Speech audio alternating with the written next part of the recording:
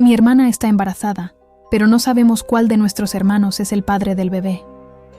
Estas fueron las palabras que una niña de 7 años dijo casualmente mientras jugaba en el recreo de su escuela en Australia. Lo dijo con la misma normalidad con la que otro niño hablaría del clima o de su programa favorito de televisión. Pero esas palabras inocentes destaparon uno de los casos más perturbadores y perversos de la historia criminal australiana. El clan oculto de la familia Colt, donde 40 personas vivían bajo un secreto que nadie podría haber imaginado. Hoy vamos a hablar sobre el caso más fuerte de incesto jamás descubierto en Australia, una historia que desafía todo lo que conocemos sobre los límites de la depravación humana y el poder del abuso generacional. En el año 2012, en una granja aislada de Boorowa, un pequeño pueblo agrícola en las laderas del suroeste de Nueva Gales del Sur, vivía una familia que los vecinos apenas conocían. Boorowa es uno de esos lugares donde todo el mundo se conoce, donde las noticias corren rápido y donde una familia nueva no pasa desapercibida. Pero esta familia, a la que hoy conocemos como los Colt, aunque ese no es su apellido real, vivía en las sombras. Eran extraños, distantes, misteriosos. Nadie los visitaba. Nadie entraba a su propiedad, y ellos no salían. Lo que los vecinos no sabían era que detrás de esos terrenos aislados, detrás de esas vallas oxidadas y esos caminos de tierra, vivían 40 personas. 40 miembros de una familia que compartían un secreto tan oscuro que cuando finalmente salió a la luz, conmocionó a toda una nación. Pero para entender esta historia, para comprender realmente cómo algo así puede suceder, tenemos que retroceder décadas atrás, hasta el principio, hasta donde comenzó todo este horror. Todo empezó con June y Tim Colt. June nació en 1948 y Tim en 1943. Eran originarios de Nueva Zelanda y se casaron en 1966. Pero incluso antes de que Tim iniciara su reino de terror, la familia ya llevaba las marcas del incesto. Los padres de June eran hermanos. Ella misma era producto del incesto. Y aunque no sabemos con certeza cuántas generaciones anteriores también estuvieron marcadas por esta práctica, lo que sí sabemos es que June creció en un ambiente donde las líneas familiares ya estaban peligrosamente entrelazadas. June y Tim tuvieron 7 hijos juntos: Martha, Frank, Paula, Cherry, Rhonda, Betty y Charlie. Todos estos nombres son falsos, por supuesto, porque muchos de los involucrados eran menores cuando se descubrió el caso. La familia vivía un estilo de vida nómada, mudándose constantemente. Primero se trasladaron a Victoria, Australia, en la década de 1970, pero nunca permanecían mucho tiempo en un lugar. Se movían de una ciudad a otra, de pueblo en pueblo, siempre en movimiento y siempre evitando miradas curiosas. Cuando los hijos de Tim y June crecieron un poco, Tim tuvo una idea. Formó una banda musical familiar. Él y 3 de sus hijos, Charlie, Martha y otra de las hijas, empezaron a componer canciones y a viajar por todo el país actuando en festivales y espectáculos campestres. Incluso sacaron discos. Uno de ellos se titulaba Canciones de amor familiares. Un título que, conociendo lo que sabemos ahora, resulta absolutamente escalofriante. Porque mientras Tim proyectaba esta imagen de padre de familia músico, de artista viajero, detrás de las cámaras, lejos de los escenarios y las luces, estaba cometiendo atrocidades inimaginables. Tim comenzó a abusar sexualmente de sus hijas cuando cada una de ellas cumplió 12 años. Martha, Paula, Cherry, Rhonda, Betty, todas y cada una de ellas.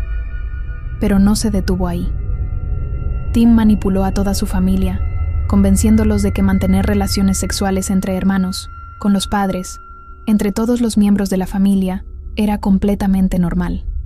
Les hizo un lavado de cerebro tan profundo, tan efectivo, que sus hijos crecieron creyendo que esto era simplemente la forma en que funcionaba una familia.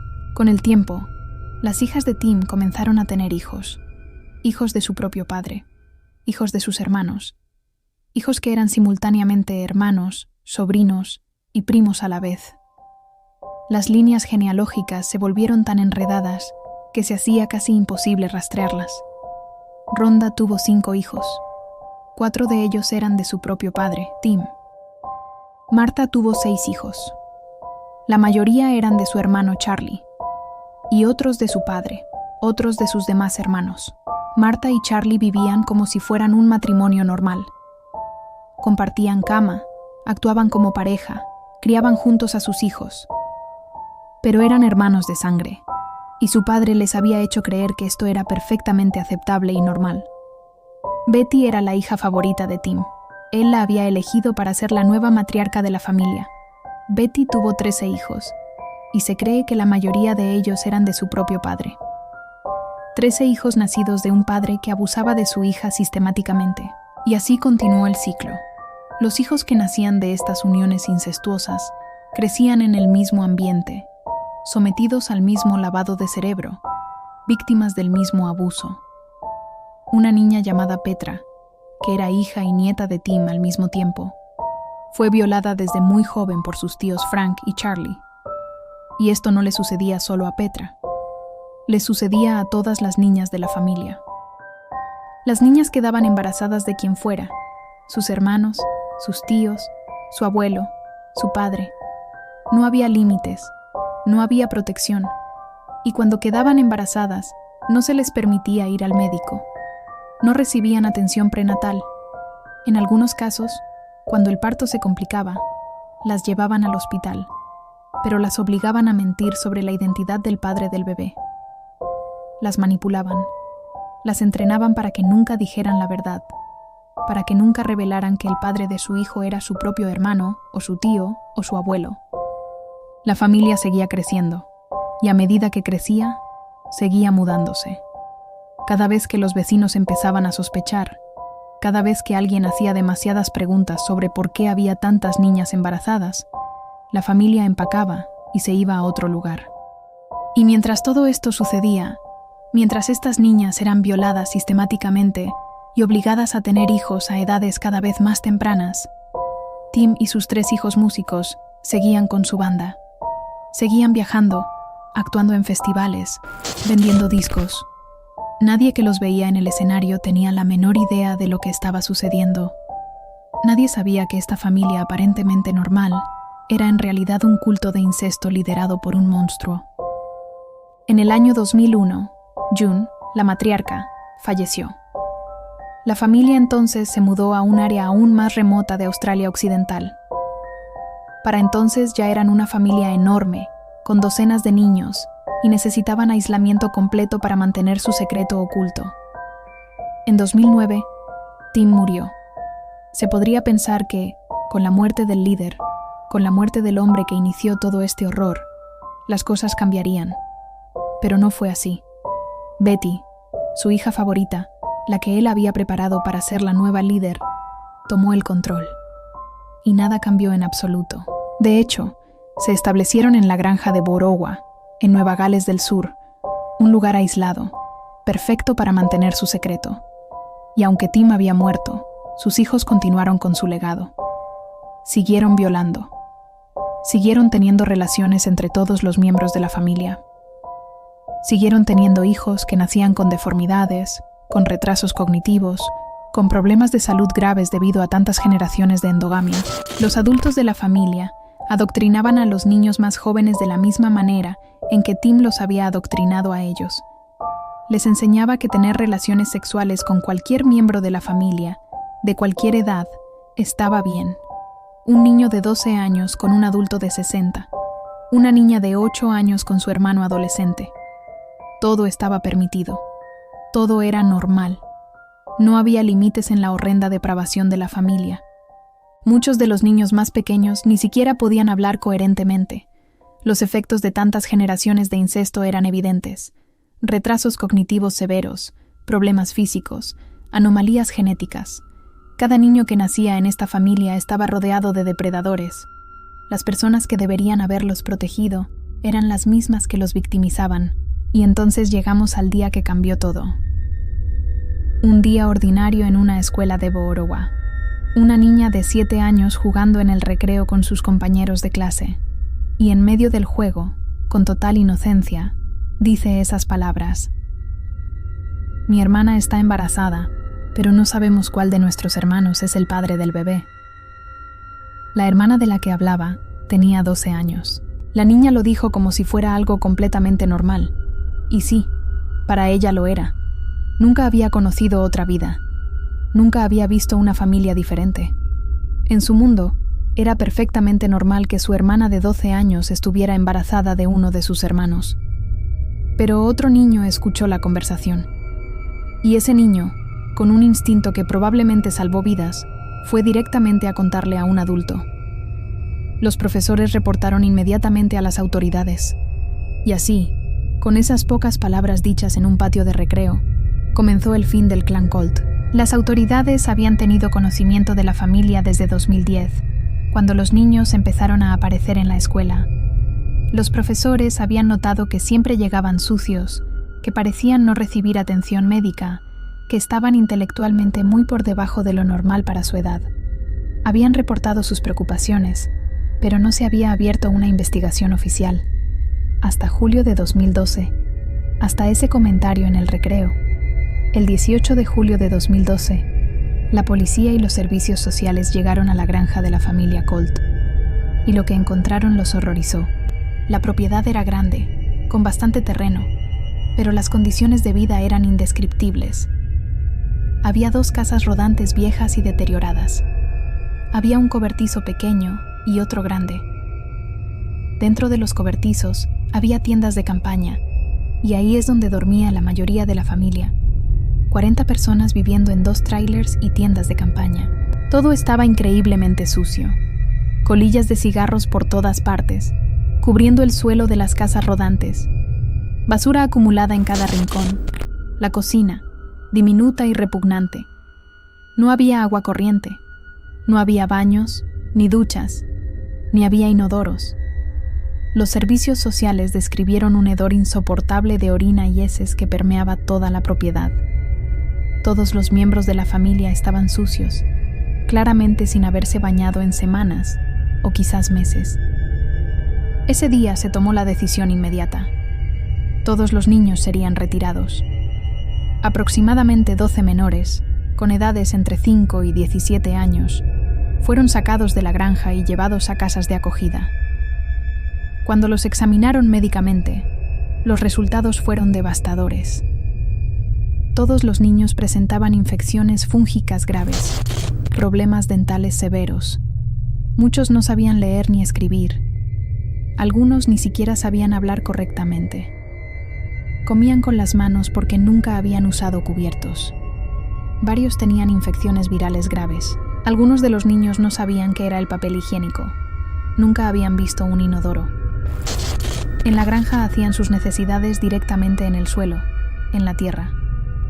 No tenían el más mínimo conocimiento de higiene básica. Todos los niños estaban desnutridos. Muchos necesitaron atención médica inmediata y urgente. Todos, sin excepción, estaban intelectualmente atrasados. Un adolescente de 15 años tenía el nivel intelectual de un niño 2. Todos presentaban anomalías físicas causadas por el incesto, y todos, según los médicos, parecían décadas mayores que su edad real. Pero lo más perturbador vino después, cuando los niños fueron colocados en hogares de acogida. Los comportamientos que mostraban eran profundamente inquietantes. Niños pequeños hablaban de cosas sexuales explícitas con total naturalidad, como si fuera lo más normal del mundo, y no solo hablaban, actuaban en torno a ello. Una niña de 5 años fue sorprendida por sus padres de acogida masturbándose.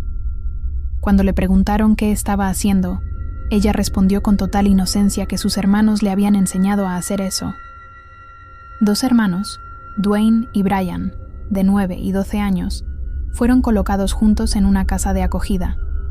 Los padres de acogida los encontraron intentando atar a su hermana menor. Cuando les preguntaron qué iban a hacer con ella una vez atada, los niños no respondieron. Pero la intención era clara. Otra niña intentaba constantemente besar a su padre de acogida de manera inapropiada. Cuando él la detenía y le explicaba que eso no era apropiado, ella se enfadaba profundamente. No entendía por qué estaba mal. Para ella, era lo que se suponía que debía hacer con un hombre adulto. Los niños contaron a sus familias de acogida que en la granja mutilaban los genitales de los animales como diversión, como un juego. Cuando los servicios sociales organizaban visitas entre hermanos, reuniendo a niños que estaban en diferentes casas de acogida, inmediatamente comenzaban a tener comportamientos sexuales inapropiados entre ellos. Para los investigadores quedó absolutamente claro: estos niños habían sufrido traumas severos de abuso sexual sistemático durante toda su vida. Poco a poco, a medida que ganaban confianza con los terapeutas y asistentes sociales, los niños comenzaron a hablar, a contar lo que había sido su vida en la granja. Una niña de 7 años contó que había visto a su madre teniendo relaciones sexuales con su tío. Pero no fue solo una vez, lo había visto muchas veces. Todos los niños dijeron lo mismo. Habían presenciado en múltiples ocasiones a sus familiares teniendo relaciones entre ellos. Madre con abuelo, madre con tío, abuelo con prima, abuelo con hermana. Era constante, era en todas partes, y era todo el tiempo. Los niños explicaron que siempre habían guardado silencio, porque los adultos les decían que, si contaban lo que pasaba en la granja, Betty iría a prisión, y ninguno de los niños quería que Betty fuera a prisión. A pesar de todo, a pesar del abuso, Betty era su líder, su figura materna, y la protegían. Algunas de las niñas mayores contaron historias aún más perturbadoras. Dijeron que habían sido atadas a árboles y violadas por sus hermanos, primos, tíos y padres, que a veces usaban palos para hacerlo. Una de las niñas más pequeñas reveló que solían correr hacia el bosque para esconderse de los hombres y niños de la familia. Trataban de esconderse, de escapar del abuso, aunque fuera temporalmente. Los niños también comenzaron a revelar la identidad de sus padres. La mayoría de los hijos de Martha dijeron que su padre era su tío Charlie. Una niña llamada Kimberly reveló algo aún más impactante. Ella era hija del padre de su madre y del padre de su abuela. Era hija de su tatarabuelo Tim. Abuela, madre e hija eran también hermanas. Tim era el padre de las 3 generaciones. Todo realmente muy caótico. Los investigadores decidieron realizar pruebas de ADN. En septiembre de 2012, el tribunal ordenó análisis genéticos para los 12 menores retirados de la familia. Los resultados confirmaron lo que ya sospechaban. 11 de los 12 niños eran producto directo del incesto. Solo uno no lo era. Una niña llamada Cindy, hija de Rhonda, cuyo padre era un hombre llamado Jerry Phelps, que no pertenecía a la familia. Rhonda había tenido una aventura con él mientras trabajaba como recolectora de frutas. Cindy era la única en la granja que no tenía problemas de desarrollo o aprendizaje como todos los demás. La única que no era resultado del incesto. Según las investigaciones, Tim había tenido en total 18 hijos con sus propias hijas y nietas, pero él ya estaba muerto para cuando todo esto salió a la luz. Nunca pagó por sus crímenes. Los investigadores creen que la historia de incesto de la familia Colt se remonta a muchas generaciones antes de Tim.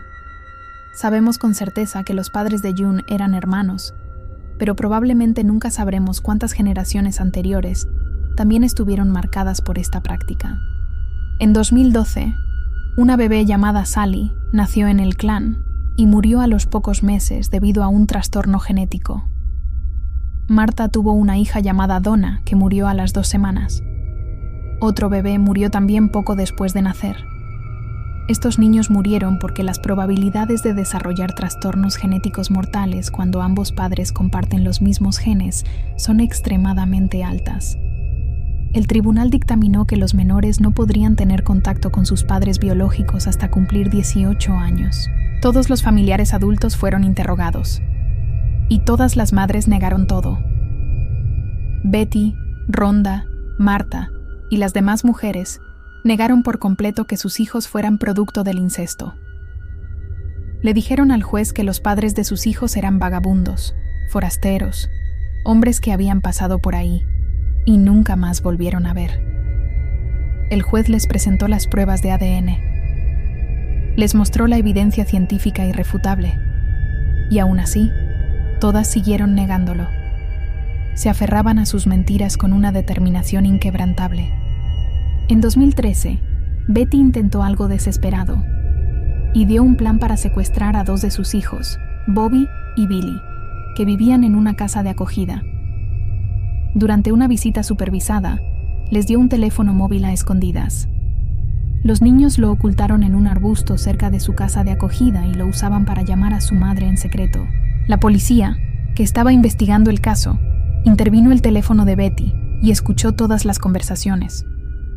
Lo que oyeron fue profundamente perturbador. Betty hablaba con sus hijos de manera sexual, especialmente con Bobby.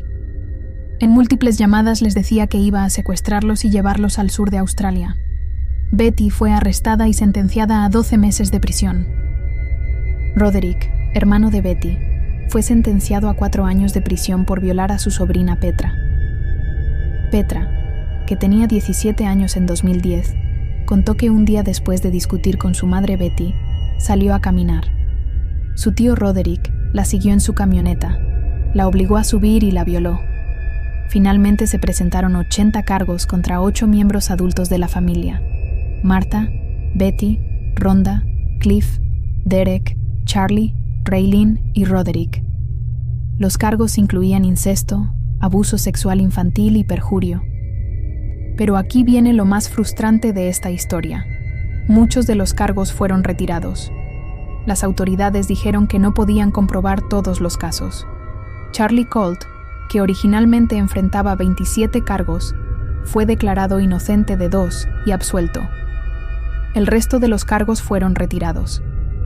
Raylene recibió 16 meses de prisión preventiva por perjurio. Rhonda recibió una orden correccional intensiva de 14 meses por perjurio. Betty fue declarada culpable de 4 cargos de perjurio, 1 de mentir bajo juramento y 1 de pervertir el curso de la justicia. Fue encarcelada durante 14 meses. Martha se declaró culpable de 5 cargos de perjurio y 1 de hacer declaración falsa bajo juramento. Aunque 8 miembros fueron encarcelados, solo la mitad recibió sentencias de prisión reales. Básicamente, casi todos fueron absueltos o recibieron sentencias mínimas. Hoy en día, poco se sabe sobre los miembros de la familia Colt. Han pasado más de 10 años. Muchos de los menores ya son adultos. Se sabe que pocos miembros de la familia tienen empleo, y los que lo tienen trabajan como recolectores de frutas. Algunos de los niños que fueron rescatados han mejorado en su salud general desde que fueron retirados de la granja, pero no sabemos si han mantenido contacto con sus padres biológicos una vez cumplidos los 18 años. Esta es una historia donde mucha información permanece oculta. Las identidades reales de los adultos involucrados nunca se han revelado públicamente. Los nombres que usamos son todos falsos, asignados por los tribunales para proteger a los menores. La identidad de los 40 miembros del clan sigue siendo un secreto. Lo que sí sabemos es esto. Durante décadas, posiblemente durante generaciones, una familia entera vivió en un ciclo interminable de abuso, manipulación e incesto.